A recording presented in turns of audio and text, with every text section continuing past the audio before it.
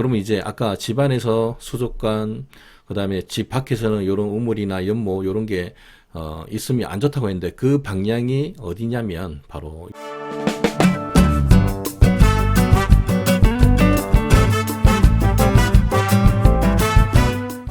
네, 안녕하십니까. 풍수에 살고 풍수에 죽는 풍생풍사입니다. 오늘은 집안에 절대로 있으면 안 되는 물의 방향에 대해서 말씀을 드릴까 합니다.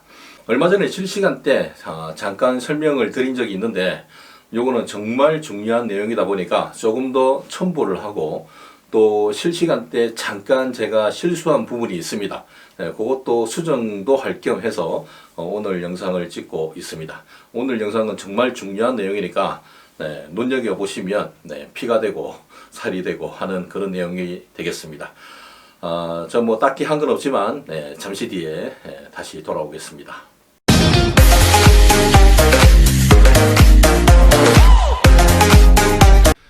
네, 일단 화면부터 한번 보시겠습니다. 집안에 물이 있으면 안 되는 방이라고 이렇게 적혀져 있죠. 근데 먼저 이제 물 종류가 어떤 게 있는지 아셔야 되니까 여기 보시면 수족관이 있고 또 어항이 있습니다. 이 두 개가 다 큰 물에 해당이 되겠죠. 네. 그래서 여기 보시다시피 물의 양이 조그만 수족관이지만 굉장히 물의 양이 많다고 볼 수가 있는 거죠. 여기도 크기는 작지만 물의 양도 또 많고 이거는 뭐 수족관이 크기 때문에 당연히 물 양도 많겠죠. 요 잘 안 보이니까. 네, 여기도 어지간한 뭐 항아리 뭐 단지에 있는 것보다 훨씬 많은 물을 담을 수 있는 게 바로 이런 수족관이죠. 그러니까 이런 수족관은 함부로 이렇게 놓으면 안 된다는 거죠. 예, 그래서 특히나 이제 우리 집안에서 꼭 피해야 될 자리가 있기 때문에 오늘 네, 말씀을 드리려고 합니다. 그렇다고 해서 이렇게 이제 생수병이라든가 그 다음에 여기 조그마한 실내 분수 있죠. 요거는 상대적으로 물량이 요거는 고여 있다고 얘기를 못 합니다. 왜냐하면 자꾸 이제 드시면서 하나씩 이게 줄어들 거니까. 요런 거는 좀 해당이 안 되고, 실내 분수 같은 경우는 물론 이제 물이 해당이 되는데, 물량이 요런 수족관들보다는 상대가 안 되게 굉장히 작기 때문에, 요런 거 정도는 괜찮다.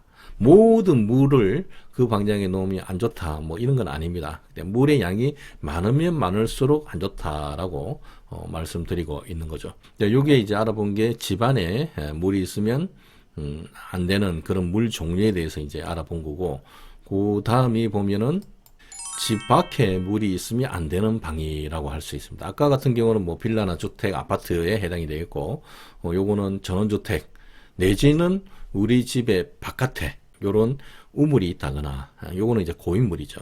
물론 수족관도 고인물입니다. 그 다음에 여기 웅덩이, 우리 집안에는 이제 웅덩이가 있을 이유는 없겠지만, 요런 웅덩이가 만약에 우리 집 바로 가까이에 이렇게 있다면 요것도 안 좋다고 또 할 수가 있는 거죠. 그 다음에 전원주택에 조금 멋을 가미하기 위해서 이렇게 연못을 만드는 경우도 있는데 요게 무조건 다 안 좋다는 말씀은 아니고 피해야 될 방향을 피하면 또 괜찮을 수가 있는 거죠. 여기도 조금 멋스럽게 이렇게 연못을 이렇게 만들어 놓은 거죠. 네. 요런 게 이제 만약에 만드실 것 같으면 꼭 그 방향을 피하셔야 되고, 기존에 그 안 쓰는 우물이 있다면 이런 거는 그냥 무작정 덮으면 안 됩니다. 네. 요거는 굉장히 좀 조심해서, 특히 연못, 안 쓰는 연못이라든가 요런 걸 만약에 배기할 때 요거는 이제 물을 다 당연히 걷어내겠죠. 네.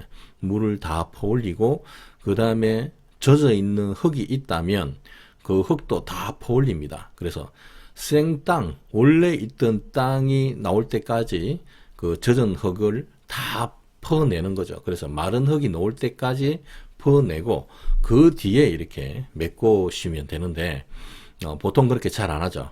물만 퍼내고 젖어 있는 흙이 있는 상태에서 그냥 흙을 이렇게 덮는 경우가 많은데 그렇게 하면은 응기가 계속해서 없어지지 않고 계속 살아있다는 거. 그래서 그거는 좀 조심해서 하실 필요가 있습니다. 그러면 이제 아까 집안에서 수족관, 그 다음에 집 밖에서는 이런 우물이나 연못 이런 게 있으면 안 좋다고 했는데 그 방향이 어디냐면 바로 요 방향이 되겠죠.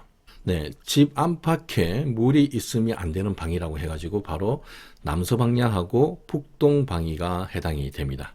요거는 집안을 기준으로 했을 때는 당연히 집 중앙을 기준으로 하시는 게 맞겠죠. 네, 거실이 될 수도 있고, 거실이 아니라 만약에 그 복도가 중앙이면 또 복도를 기준으로 하셔도 됩니다. 어쨌든 집 중앙을 기준으로 했을 때 남서 방향하고 북동 방향이 여기에 물을 두면 안 되는 방위에 해당이 된다는 거죠. 방위로 따지면 요렇고, 오행으로 따지면 왜 안 되냐면, 오행으로 따지면 남서 방향은 토를 뜻합니다. 그리고 북동 방향도 토를 뜻하는 거죠. 그래서 이 토의 기운이 강한 곳에 물을 두게 되면은 여기에 오행 상생도죠. 토가 물을 극을 하는 거죠. 토의 방위에 물을 두니까 이 토가 가만두지를 않습니다. 토극수를 하게 되는 거죠. 그래서 토와 물은 서로 상극관계이기 때문에 이 물의 기운도 안 좋은 기운으로 바뀌게 되는 거죠. 그래서 우리 집안에 안 좋은 기운이 계속해서 이렇게 있게 되면 거기에 피해를 보시는 분이 육친으로 따지면 남서 방향은 어머니를 뜻하는 방향이고, 북동은 그때 실시간 때 제가 아버지라고 했는데 그게 제가 잠깐 착각을 했습니다. 북동은 아버지가 아니고 바로 셋째 아들 삼남에 해당이 됩니다.